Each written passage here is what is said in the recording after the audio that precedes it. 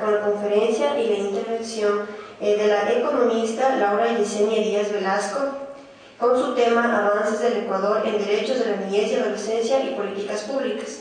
La economista Laura Yesenia Díaz Velasco es becaria de la Universidad Pacífico del Perú en el Programa de Liderazgo y Desarrollo Social para América Latina y el Caribe. Ha sido pasante de la Comunidad Andina de las Naciones para Jóvenes Líderes sobre Integración Andina. Ha sido asesora técnica en la construcción, ejecución y sistematización de redes interinstitucionales, Red Diocesana de Protección Integral de la Diócesis de Riobamba y Liderazgo.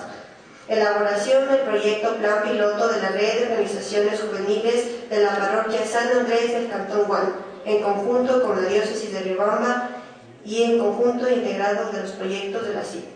Coordinadora de Mesa de Participación y Políticas Públicas del Consejo Cantonal de la Niñez y Adolescencia del Cantón Riobamba. Coordinadora del proceso de capacitación a familiares de migrantes de Fundación Esquel y Save the Children, ejecutado por la Escuela de Formación Empresarial del Grupo FEP en los cantones de Guano, Riobamba, Penipe y Cham. Ha sido coordinadora del programa de voluntariado de niños, niñas, adolescentes y jóvenes en la Radio Católica de la Diócesis de Riobamba. Una de las ganadoras del primer lugar en el segundo concurso de emprendimientos para el Ayuntamiento de Madrid con el proyecto Reclinado Nuestros Sueños, auspiciado por la Fundación CETAMI. Consultora y facilitadora en temas de participación social, organización, niñez, adolescencia y juventud, liderazgo, comunicación, derechos humanos, administración pública, administración económica, microempresas, gerencia social y desarrollo local. Además, ha realizado actividades como asesora regional del Consejo Nacional de la Niñez y Adolescencia en las provincias de Bolívar, Chimborazo, Cotopaxi, Pastaza y Tungurahua. Responsable del equipo técnico provincial y del proceso de construcción del Sistema Nacional Descentralizado de Protección de la Niñez y Adolescencia en la región. Ha realizado también actividades como técnica local del Consejo Nacional de la Niñez y Adolescencia para la provincia de Chimborazo. Actualmente es responsable zonal del Consejo Nacional de la Niñez y Adolescencia en transición al Consejo Nacional de la Igualdad Intergeneracional en las provincias de Chimborazo, Cotopaxi, Pastaza y Tungurahua. Tiene publicaciones de la Dirección de la Publicación Guía de Oferentes de Servicios del proyecto Apoyo al Desarrollo de Mujeres Empresarias Rurales de las provincias de Imbabura y Cotopaxi, del Grupo Social FED y otros auspiciantes. Coautor Luis Felipe Coello en el año del 2009 y se vendieron aproximadamente 500 ejemplares. Ha sido autora de la Guía de Administración para Sistemas de Producción Agropecuaria Sostenibles, CIPAS, Grupo Social FED y FUNDE. Coautor Carlos Cando en el año del 2009. Columnista en la revista Somos en el área de Economía y Sociedad, Producción, Ideas. Riobamba, Ecuador, enero del 2005 a mayo del 2005. Entonces les dejo con la brillante participación de la economista Laura Yesenia Díaz Velasco.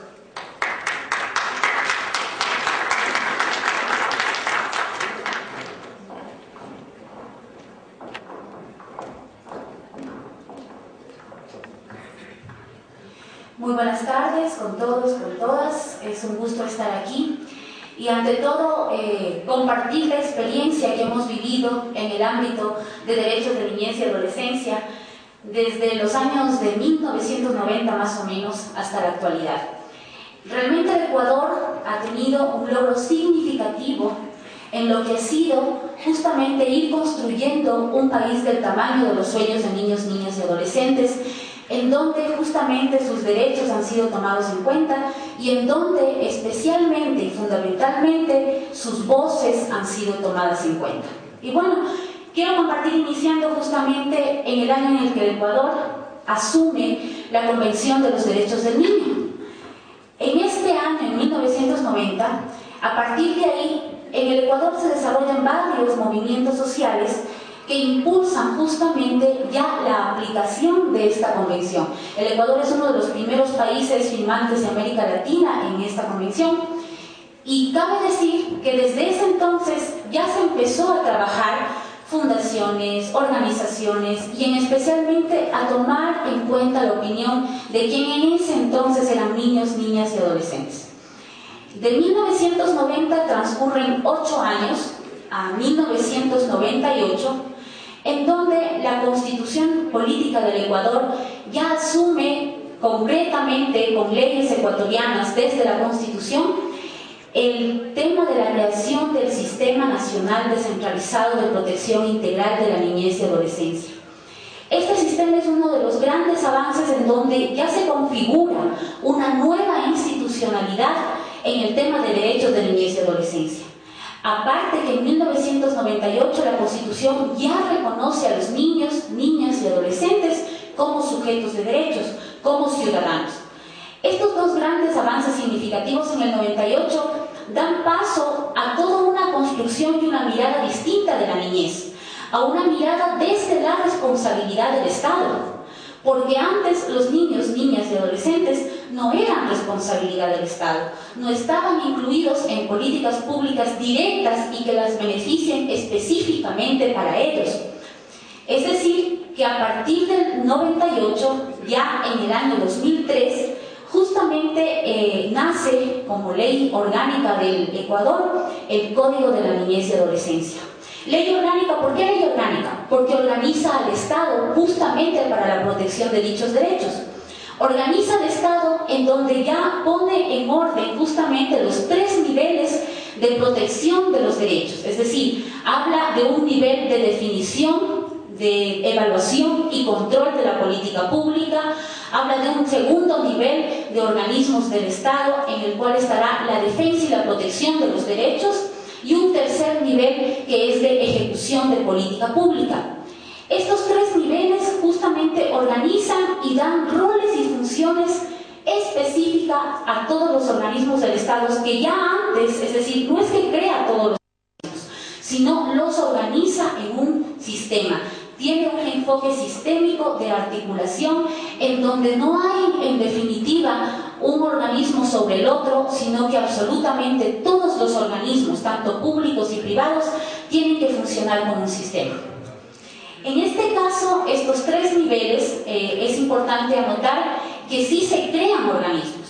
Entre los que se crean es el Consejo Nacional de la Niñez y Adolescencia, los consejos cantonales de la niñez y adolescencia, se crean las juntas cantonales de protección de derechos, así como se configura ya a lo que hoy llamamos las defensorías comunitarias, así como también se crea un espacio específico ya de todas estas luchas sociales que les he comentado que nacieron desde el 90, incluyendo la participación de niños y niñas. Qué importante decir que en el Código de la Niñez se crean los consejos consultivos de niños, niñas y adolescentes, que son espacios exclusivos de la niñez para ser consultados obligatoriamente por los organismos del Estado. Estos organismos que se crean ya en una ley, justamente pasan a ser aquellos que van a evaluar, controlar, ejecutar lo que serán las políticas públicas. El motor de este sistema que se crea tanto en la Constitución del 98 y se ratifica y se lo organiza ya en el 2003 en el Código de la Niñez, es justamente la política pública y la participación de la sociedad. ¿Qué es lo que nos pasa aquí? En el 2008 justamente es claro notar el avance significativo que hubo en el tema de niñez y adolescencia.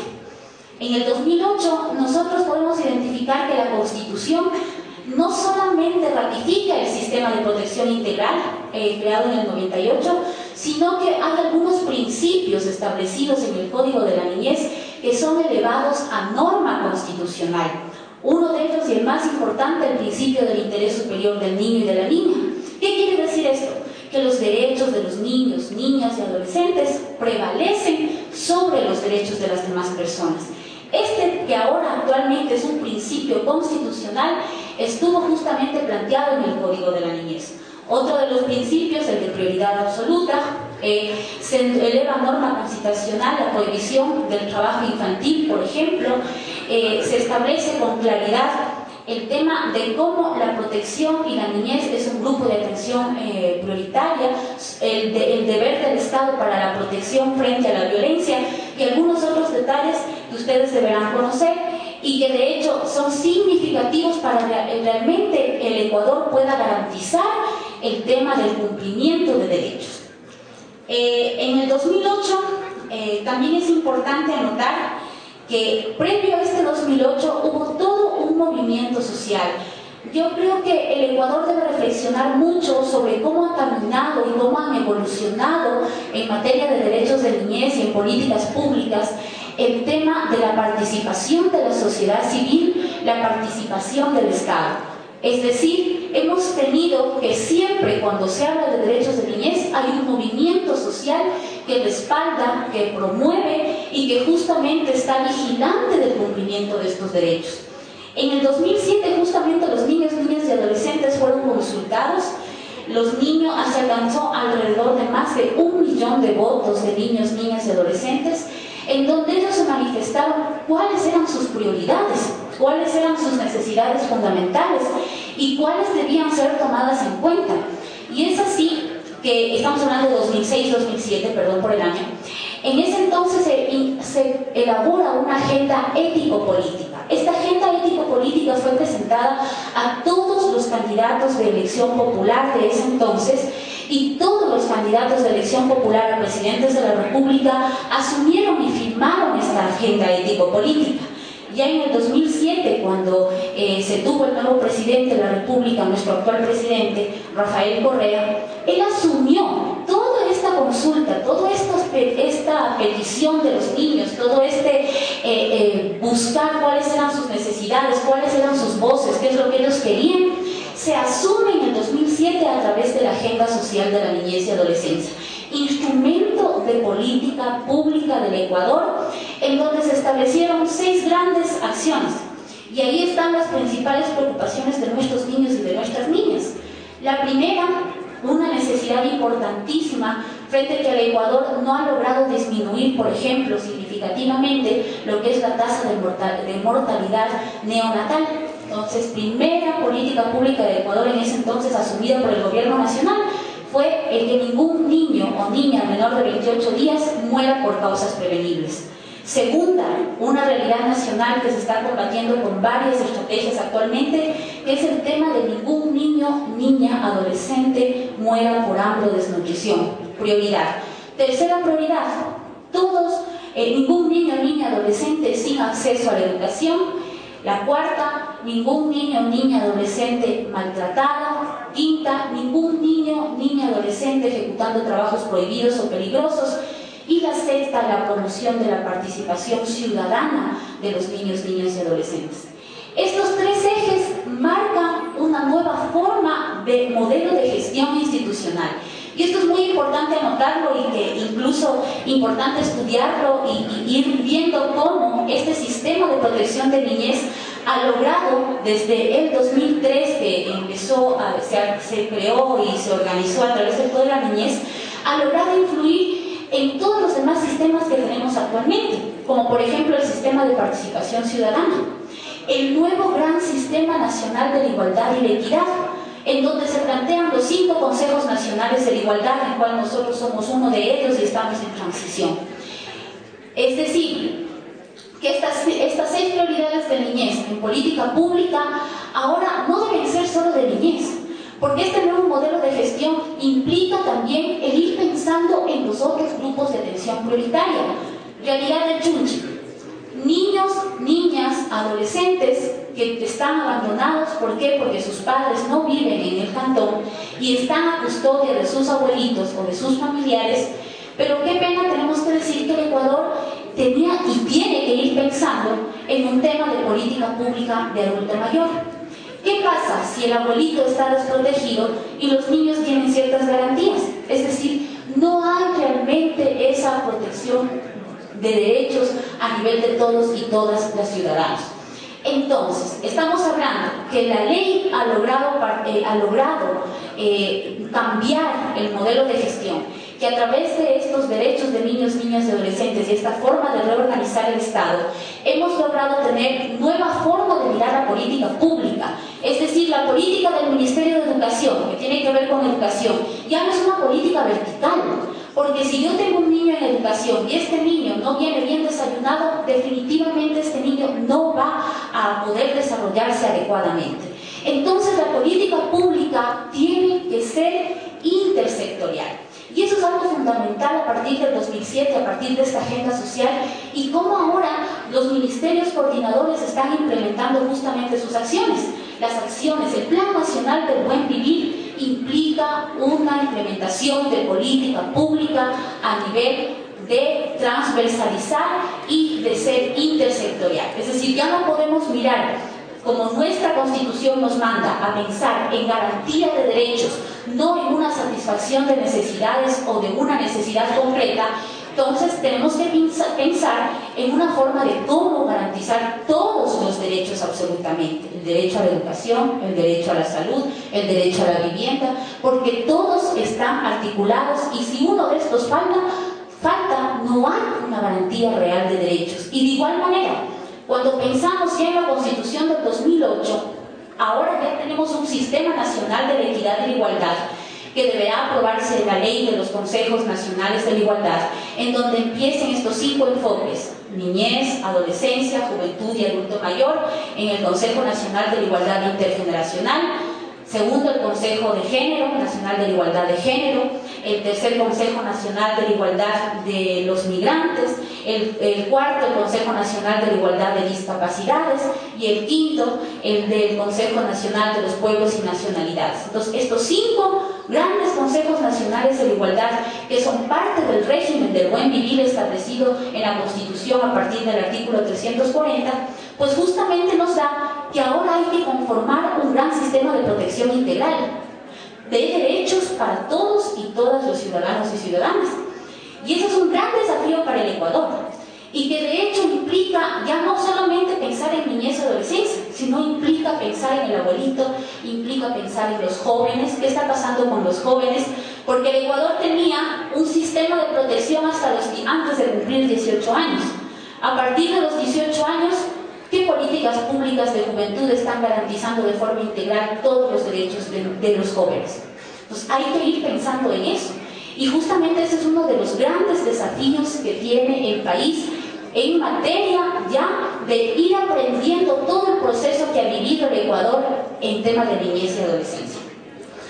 Para ir retomando el tema de política pública, es importante ir anotando que el Ecuador tiene actualmente varios planes, y en ellos voy a mencionar algunos, como el Plan de Erradicación de Trabajo Infantil, como el Plan Nacional de Prevención de Violencia en el Sistema Educativo, el Plan Nacional de Reducción de la Muerte Neonatal, el Plan Nacional para la Reducción de la Desnutrición, Acelerada de la Desnutrición. Todos estos planes son justamente pensados en el marco de la garantía y protección de los derechos integrales. Es decir, no estamos hablando de cumplir ahora solamente con un derecho en la educación, sino realmente de garantizar absolutamente todos los derechos. En este momento, quererles comentar que el Consejo Nacional de la Niñez y Adolescencia, que viene justamente ya trabajando desde el 2004 en todo el país y que actualmente cuenta a nivel local con 210 consejos cantonales de la niñez y adolescencia a nivel del país, con alrededor de 150 juntas cantonales de protección de derechos, alrededor de 600 defensorías comunitarias en el ámbito rural justamente de organización y participación a nivel país de la ciudadanía en protección de derechos de los niños, y que de hecho los consejos consultivos en el país han ido avanzando y hoy tenemos alrededor de unos 200 consejos consultivos de niños, niñas y adolescentes. Toda esta institucionalidad es la que tiene que ir también hoy dando ese aporte para ir pensando en este sistema de protección de derechos, en ir garantizando lo que nos justamente plantea la Constitución de la República, que es el régimen del buen vivir, que estamos hablando del sistema de la igualdad y la equidad.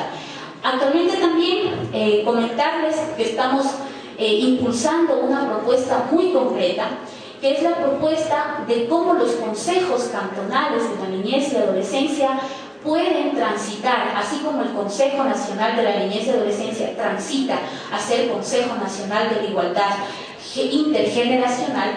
Los consejos cantonales, es decir, en cada cantón, en la provincia de Chimborazo están establecidas las 10 ordenanzas, los 10 consejos cantonales de la niñez. Estos pueden transitar a ser consejos cantonales de protección de derechos. Y miren lo interesante que ha ido pasando en el marco de esta protección de derechos y desde los avances que ha tenido en el ámbito de niñez y adolescencia. La CONTAF ya plantea la creación en el 598, artículo 598, de los consejos cantonales de protección de derechos, articulados a los 5 consejos nacionales de la igualdad. En la ley de participación ciudadana ya se plantea la creación de un sistema de participación en donde haya una articulación completa con los consejos nacionales de la igualdad. De igual manera, el Código de Finanzas Públicas plantea ya que la política pública tendrá que implementarse en acuerdo, en concordancia con las agendas que elaboren los consejos nacionales de la igualdad. ¿Qué estamos viendo aquí? Que ahora todos los sistemas que están establecidos en la Constitución de la República están teniendo un enfoque articulador, un enfoque realmente sistémico, es decir, que están articulándose de tal manera que puedan ir garantizando los derechos de los y las ciudadanos. Esa es la propuesta. Los consejos cantonales de la niñez puedan transitar de igual manera a ser consejos de protección de derechos, en donde trabajarán todos los grupos de atención prioritaria, y a nosotros obviamente nos tendrá que tocar asumir el tema de niñez, adolescencia, juventud y adulto mayor. En este sentido, pienso que es un gran desafío que tenemos, y recordarán ustedes que cuando iniciaba mi participación planteaba el tema de cuáles son el motor de estos sistemas. El motor de estos sistemas, punto 1, la política pública. Si no hay política pública con programas, con proyectos, con presupuestos, no hay una real garantía de derechos. Y eso es lo que se está trabajando. Planes de política pública nacional que deben estar justamente amparados en el Plan Nacional del Buen Vivir, que luego se aterrizan o se implementan a nivel de planes locales que los impulsan los diferentes organismos, los diferentes ministerios o los mismos consejos cantonales de la niñez. Estos planes que tienen que implementarse en lo local. Pues ahora decimos, otro de los fundamentales puntos para que realmente estos sistemas funcionen desde la experiencia de niñez y adolescencia es la participación ciudadana. Ese es el principio de corresponsabilidad. Si no hay ciudadanos y ciudadanas que exigen sus derechos, como les decimos, nuestros guaguas nos dicen, si no hay niños y niñas que buscan un país como el que ellos sueñan, como el que ellos quieren, con sus anhelos, pues entonces no vamos a poder realmente construir lo que este grupo poblacional exige en el marco de sus derechos y que quiere ejercer sus derechos. De igual manera, si no hay participación de la ciudadanía, si no hay participación propositiva de la ciudadanía, creo que el Ecuador vive un momento de avanzada en donde la sociedad civil ya no es la que sale y protesta, ya no es la que sale y tiene una piedra. El Ecuador está en un proceso de avanzada, en un proceso muy progresista, de que la sociedad civil es la que aporta y da propuesta para que el Estado asuma responsablemente justamente ese cumplimiento de esos derechos, de esa Constitución que la aprobamos en el 2008. Entonces, es sumamente importante ratificar ahí que ya la participación no es solamente representativa, si yo elegí a alguien. Actualmente, los movimientos de niñez y adolescencia, por ejemplo, en este año, en el 2012, plantearon una consulta nacional. Se consultaron a más de cerca de 1 millón de niños, niñas y adolescentes frente justamente a los programas que están ellos recibiendo por parte del Estado. Se les consultó el tema de la educación sexual que ellos reciben y de los programas que reciben del Ministerio de Salud Pública. Se les preguntó a los niños, niñas y adolescentes su opinión respecto al tema de gobiernos estudiantiles, a todo el sistema de participación dentro de la escuela. Se les preguntó a los niños, niñas y adolescentes qué piensan del sistema de protección integral. Se les presentó y consultó a los niños, niñas y adolescentes del país cómo está su participación a nivel de la ciudadanía. Y ellos nos dieron respuestas muy concretas, es decir, esto debe seguir implementándose y esto no. Y esa es una acción propositiva desde la sociedad civil. Es decir, a ver, aquí está, hemos consultado cerca de 1 millón de chicos, han dicho que esto sí debe seguirse implementando y al cual hay que seguirle dando fuerza. Entonces, esas agendas que pueden presentar y que puede proponerse de la sociedad civil son fundamentalmente aquellas demostraciones, aquella forma de visualizar que el país ha cambiado, que el país está caminando y que ahora hay una sociedad civil que trabaja junto al Estado, hay una sociedad civil que también puede ser crítica y hay una sociedad civil que aporta fundamentalmente en la ejecución de políticas públicas. Frente a ello, yo creo que hoy invitarles absolutamente a todos, a todas, a pensar justamente en este Ecuador que estamos construyendo. Como dice nuestro lema, el Ecuador del tamaño de nuestros sueños. Los niños, niñas y adolescentes han dado un ejemplo en el país de cómo se puede ir construyendo leyes, cómo se puede ir trabajando desde la participación de ellos mismos, que al parecer los adultos generalmente desconocemos las capacidades que tienen nuestros niños. No, un niño de 8 años, ¿cómo puede opinar acerca de política pública? Y nosotros les decimos que con todas las limitaciones que tenemos, los niños de 8 años sí pueden participar. Y de hecho, los niños de 8 años se encuentran organizados a nivel del país. Además, tocando el tema de niñez, de la organización de los niños, qué importante ha sido justamente la participación de los consejos consultivos, de estos organismos de niños y niñas, tanto a nivel cantonal como a nivel nacional. Cada cantón tiene un consejo consultivo. En cada provincia hay un representante al Consejo Consultivo Nacional. Comentarles que el Consejo Consultivo Nacional de Niños, Niñas y Adolescentes, el primero, fue posesionado en el año 2007. El presidente Rafael Correa lo posesionó al primer Consejo Consultivo Nacional y el orgullo de decirles que fue el primero de Latinoamérica. En primera instancia obligatoria de consulta y de participación reconocida, institucionalizada, fue Ecuador. Y que este Consejo Consultivo no solamente compartió su experiencia en Latinoamérica, sino que este Consejo Consultivo viajó a Francia, viajó a varios países de Latinoamérica a contar su experiencia y a decir qué es lo que pueden proponerse desde la niñez y adolescencia. Y esos son los grandes avances, ese es el gran desafío que tenemos, la participación social, pero una participación crítica, consciente, organizada y ante todo propositiva. Finalmente, para poder ir terminando mi exposición, comentarles también que aún hay todavía muchos temas que discutir y uno de ellos es justamente, por ejemplo, el tema de inimputabilidad, ¿sí? Un tema sumamente delicado, un tema que necesita una seria reflexión y ante todo necesita que los niños, niñas y adolescentes también sean tomados en cuenta su opinión. Porque decimos, el Código de la Niñez actual, con mucha claridad en el tema de derechos, especifica el tema de la inimputabilidad de los adolescentes y su responsabilidad, y la inimputabilidad total a los niños, ¿verdad? Pero, ¿qué pasa cuando justamente hay delitos graves cometidos por adolescentes? ¿Qué pasa con ese Código de la Niñez? Pues es una gran pregunta que tiene que hacerse el Ecuador. Y yo se digo ahí, siempre que tengo un adolescente infractor, un adolescente que tiene conflictos con la ley, pienso dos veces, ¿por qué este adolescente está cometiendo un delito? Y la mayoría de veces, si no es el 99%, en el tema de nuestro trabajo, encontramos que es un adolescente que en su niñez fue vulnerado sus derechos.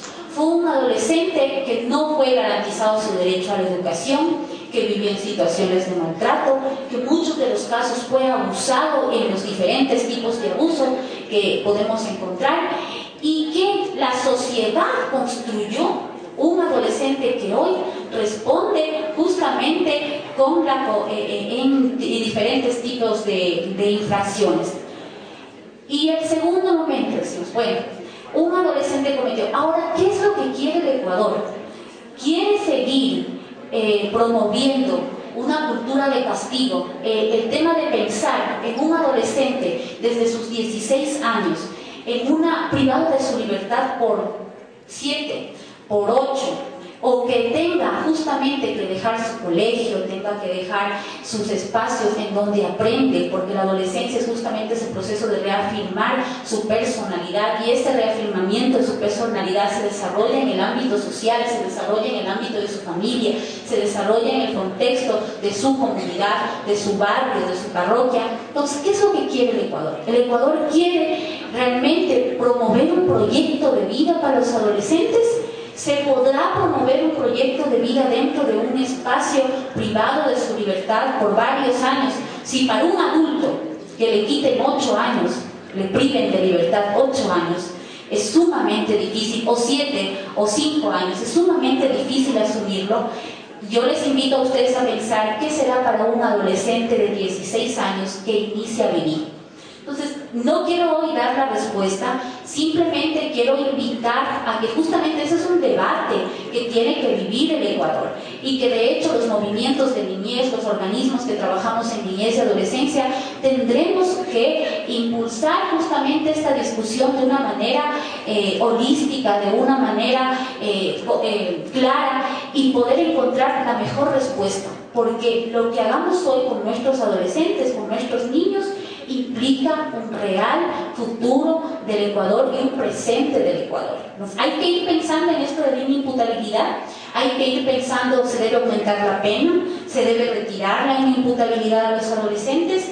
¿Qué va a pasar con estos dos temas que les he planteado? ¿Cómo se construye un proyecto de vida para nuestros adolescentes? Y cómo realmente un adolescente es responsable real de los delitos que comete cuando la sociedad ha construido la mayoría, es decir, desde que nace un niño, quien construye esa vida somos nosotros, los adultos, sus padres, su familia, sus abuelos, sus tíos, la escuela, el colegio. Entonces sí hay que ir dando respuestas a esos temas, y creo que será uno de los debates que el Ecuador tendrá, que está ya incluido en el Código Integral Penal, y que debemos ir dando las mejores respuestas como ciudadanos y ciudadanas.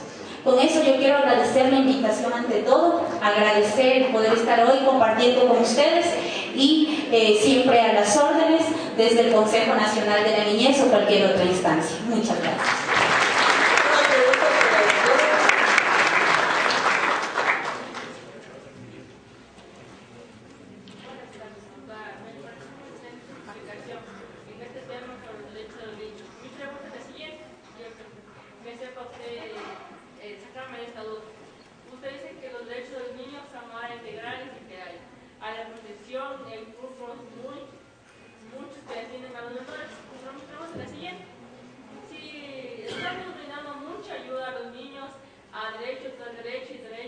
Ahora como en la escuela y los exámenes de gas en las escuelas, no les estamos a los niños haciéndoles que no cojan una responsabilidad a una corta edad, y para alargar un proceso delictivo de los estudiantes, porque se ha visto que los menores de edad en este proceso que se les da a los más derechos, se están olvidando del papel fundamental que es sus obligaciones como ente de la sociedad. Ellos se acogen mucho al derecho, entre los derechos que se le dan, y no cumplen con el papel que es de su responsabilidad. Entonces quisiera que me sepa usted aclarar esta duda. Está bien, está correcto que el Estado siga dando derechos y no promulgue mejor una responsabilidad a los menores. Listo. Yo creo, y voy a partir históricamente el desarrollo, yo creo, de nosotros como personas. Históricamente venimos de un proceso de colonia en donde no tuvimos derechos, sino solamente responsabilidades y obligaciones. Y de alguna manera siempre pretendemos a mirar desde nuestra propia construcción el tema de la responsabilidad primero ante un derecho. Segundo elemento que quiero compartir con ustedes hoy. Desde la teoría de los derechos humanos, nadie nos da derechos. Por el simple hecho de ser persona, yo tengo derechos. Nadie me los quita ni nadie me los da. El Estado es un Estado que garantiza derechos, no solo para los niños, sino absolutamente para todos y todas, ¿verdad? Y tercer elemento, yo creo que nos asusta mucho hablar de derechos de niños, niñas y adolescentes, porque generalmente estamos acostumbrados a vivir en una cultura de relaciones de poder.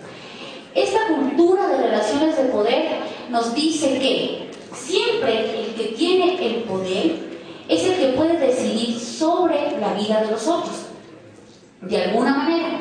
Y pasa, y vamos a explicarlo desde nosotros como adultos. En el trabajo, quien tiene el poder, generalmente el jefe. Es decir, así yo quiero estar hoy aquí, pero si me dijeron Yesenia tienes que estar en Quito, la Yesenia tiene que estar en Quito, ¿verdad? Y siempre va a haber, generalmente, hay una relación de poder. Y ahí implica, bueno, ¿qué pasa con los niños en la escuela?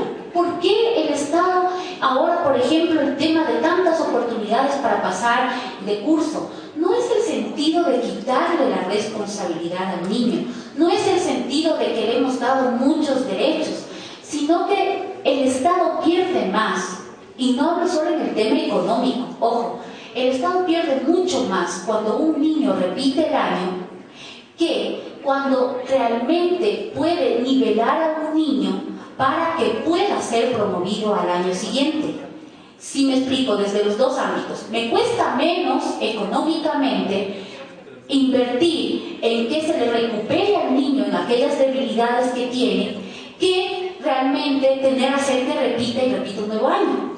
Y también le va a costar más a la familia, ojo con eso. Y segundo, ¿en qué manera puede construir un proyecto de vida a un niño que generalmente repite el año y no puede recuperar sus deficiencias académicas? Entonces, hablando desde esa política de Estado, ¿verdad?, de por qué tantas oportunidades, estamos viendo que el Estado no quiere niños que repitan el año, quiere niños que puedan resolver y que puedan ser nivelados y que puedan ser promovidos al año siguiente.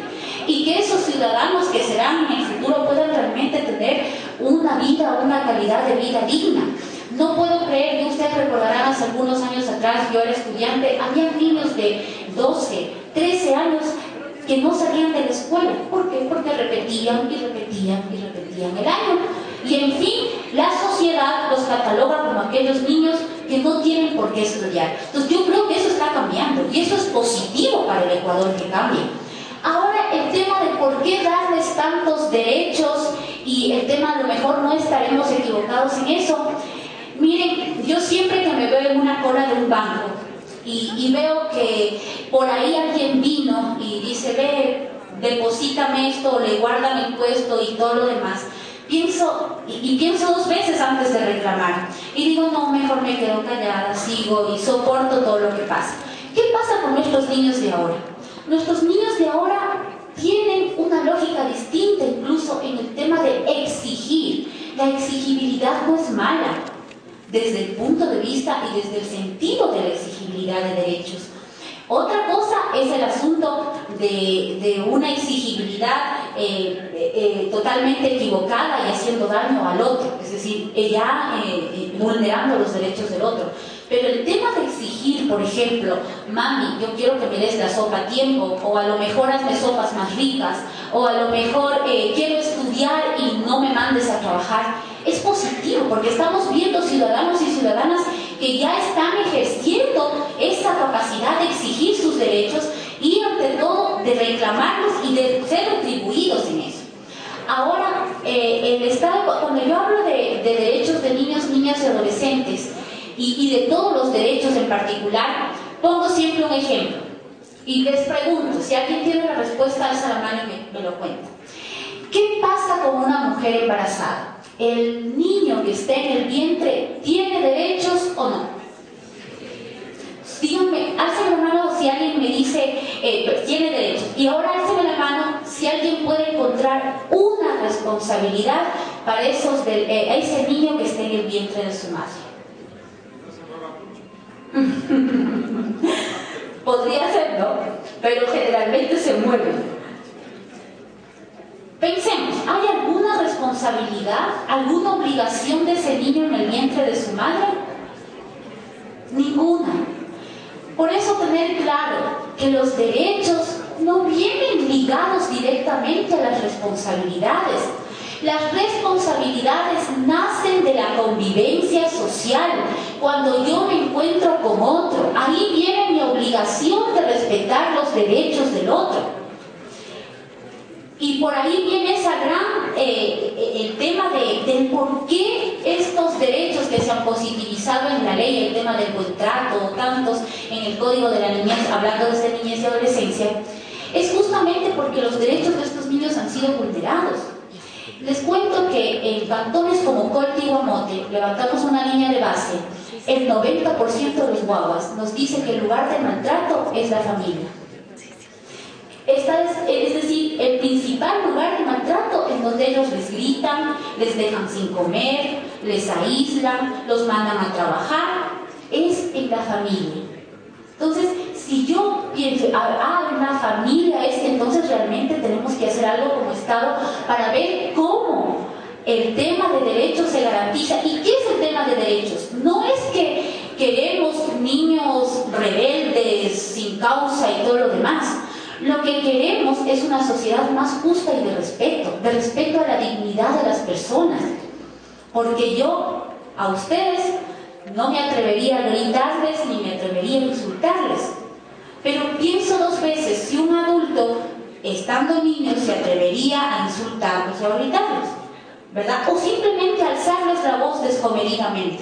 Entonces, si hay un tema que reflexionar profundamente, yo entiendo que a lo mejor hoy no la voy a poder convencer del tema de por qué los derechos de los niños, por qué los derechos humanos en concreto, por qué el tema del respeto, de una cultura de paz, de una nueva cultura de no el miedo. Científicamente se ha demostrado que el miedo y que la violencia genera más violencia. Entonces, si nosotros a través de los derechos humanos podemos educar en una cultura de paz, estamos justamente transformando la sociedad, convirtiendo una sociedad de principios, de derechos y ante todo de dignidad para todos. Entonces, en ese sentido es importante ir reflexionando eso, ¿no? Tener claro que los derechos no nos los da nadie, que son parte de ser sujetos, ser personas, que los derechos no vienen ligados directamente a una responsabilidad, la responsabilidad nace de la convivencia social.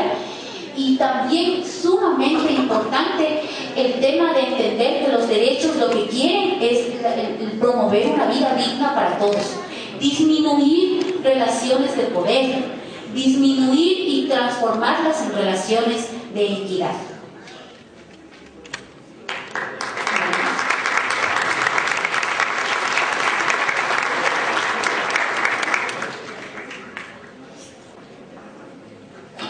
Agradecemos la participación de la economista Laura Yesenia Díaz Velasco con su tema Avances del Ecuador en Derecho de la Niñez y Adolescencia y Políticas Públicas. Para agradecerle, por favor, solicito la presencia de la doctora Delfine Quijano, asesora jurídica de la Dirección Distrital de Educación de Bolívar, para hacerle entrega de la placa de agradecimiento. Buenas noches con todos. Es un gusto para mí hacer la entrega de este reconocimiento. Muy valioso, desde luego. Yo creo que hablar de los derechos del niño, del adolescente, es muy importante, partiendo de que ahora vivimos un Estado garantista de derecho, que antes no lo tuvieron. Y la pregunta que le hacía a una señorita, cuando decía es, a lo mejor al niño no se le está dando o haciendo que sea responsable en cuanto a